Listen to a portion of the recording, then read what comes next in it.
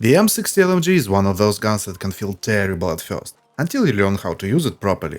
After spending more time with it, I started to realize you just have to play to its strengths, and then it becomes an absolute monster. And in today's video we'll discuss everything about this good old democracy provider. So sit back, relax, and let's dive in. The M60 has 33.4 flat damage and a 514 RPM rate of fire, which is on the slower side. It has a common for LMG's 433 ADS transfer speed, a standard headshot multiplier 1.34, a 100 bullet standard belt, and an enormous 7.35 second reload time. But that is not much of an issue, as the 100 bullet belt negates that reload time. Additionally, with such rate of fire, it takes 11.56 seconds of continuous firing, so it does not need to reload too often. As we know, a slow rate of fire leads us towards TTK parameters, and that is the main flaw of the M60, but every other stat of this gun is very decent. Surprisingly, it is a pretty accurate weapon with okay recoil control. So once you get used to the slow rate of fire, this weapon becomes a real monster. Now let's move on to the raw power stats. The M60 has the same damage profile as the M121, so we are talking about 3 damage zones with damage fall-off points at 21 and 75 meters. At body we deal 33.4, 25 and 20 damage at the respective ranges. It has a standard headshot and hollow point ammo damage multipliers of 1.34 and 1.5. And same as the M121, the M60 has no access to synthetic ammo. We need 3 to 5 shots to the body to kill our target. Normal headshots improve STK at second and third zones, hollow point ammo headshots improve STK at all ranges. But do we really need to aim for the head? I personally don't think so, as we already have a 3-shot kill up to 21 meters. It simply is already powerful, and we don't need to risk missing bullets. That damage profile gives us a 235 milliseconds time to kill in the first zone, which is above average. So if the M121's power is limited by a 50 bullet belt, here it is limited by the rate of fire. If you compare the M60 to other weapons in the LMG class, it takes 6th place. Yeah, it's definitely not reaching for the stars, but I would not call it bad either. Now we are moving on to the Bloom and Recoil section. We'll discuss only test results and raw information to understand how the M60 works. In case you need specific information about how attachments work, I've got an ultimate attachment guide for you. The link is in the top right corner in the description down below. Here's the result for the Bloom area test. It is based on 1500 shots made in ADS at a 20 meter range. The green area is a typical behavior of Recoil and Bloom, the red area is for exceptions. The yellow zones are examples of single belt patterns. The M60's recoil is not that big, it is vertical and very easy to control. I'd say you can easily use it without recoil reduction attachments at all. The main direction of recoil is 2 degrees to the right. If you want more control, I would advise using a long suppressor and something like a stubby to improve ADS transfer speed. If we are using these attachments, we can shrink the base area to this size. Talking about the hipfire area, is the test at a 10 meter range. It is absurdly big, and you cannot fix it with attachments to a state where you can even consider hip firing. I highly recommend you to not hip fire with this weapon at all. Moving on to the playstyle section.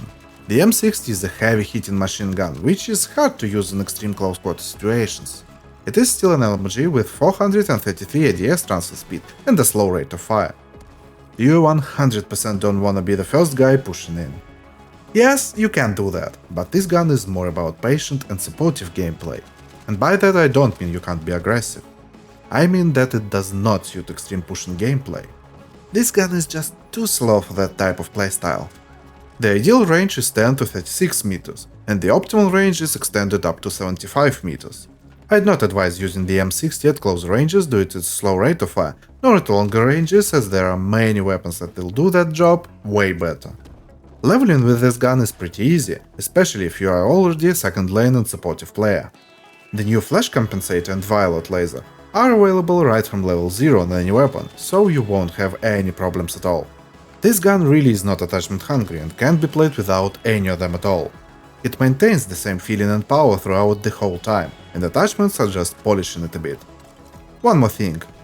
As this weapon is on the slow side, I highly recommend playing it with the support class for the class signature and an additional 1 step of ADS transfer speed.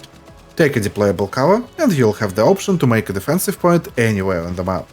This tech really fits with the M60's type of gameplay and will make you way more effective. let's move on to the build section, and it will be a bit different with the M60. As we discussed earlier, the recoil is mid but very manageable, and I believe you don't need anything really to control this beast. But it creates a bit of paradox. You don't need anything, and you don't have access to the most expensive attachments such as synthetic ammo. And it's not like the M121, where the 100 bullet belts costs you 55 points. You don't need hollow point ammo. You don't need a CQB suppressor or blue lasers. You don't need any of the costly attachments. That raises the question, what should we pick then? And my answer is very simple. We need to improve quality of life features. I really tried to find more than one build to make it interesting and versatile. But every single time I tested different attachments with this gun, I got the same answer. There is unfortunately only one efficient version of attachment combination. But that is not okay for me and the guide, so we will bring one more version for the more tactician gameplay. So the first build is Democracy Provider. For the sight, take what you want, I personally prefer a 2.5x scope.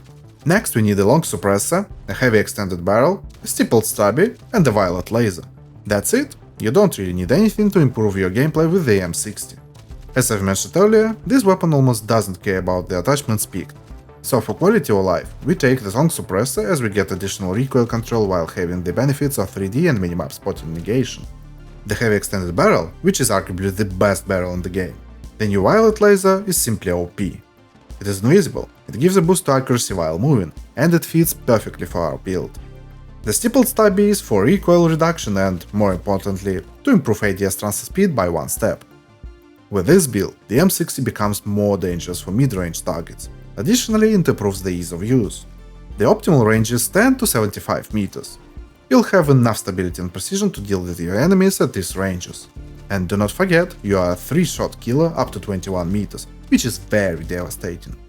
As for the playstyle, it favors, let's call it, passive-aggressive gameplay. You definitely don't want to be in the extreme close quarters and be the first guy going in. But you can easily be the second one and mow down everything that is still alive. I personally am not an LMG weapon class lover, but I won't lie, I had many fun and enjoyable moments while playing with this build. The second build is for thermal sight enjoyers, Snake.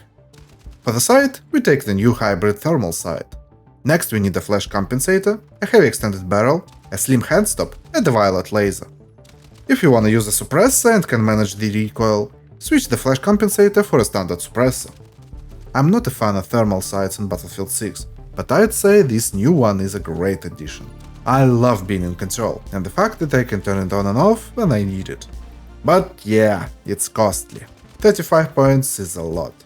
Luckily we are playing with the M60, which is not attachment hungry at all, so we can easily fit it in our build.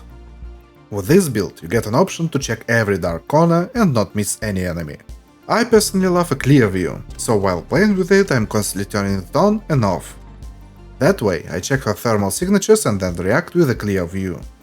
As for the playstyle, it favors more passive gameplay. Again, you don't want to be in close quarters with it.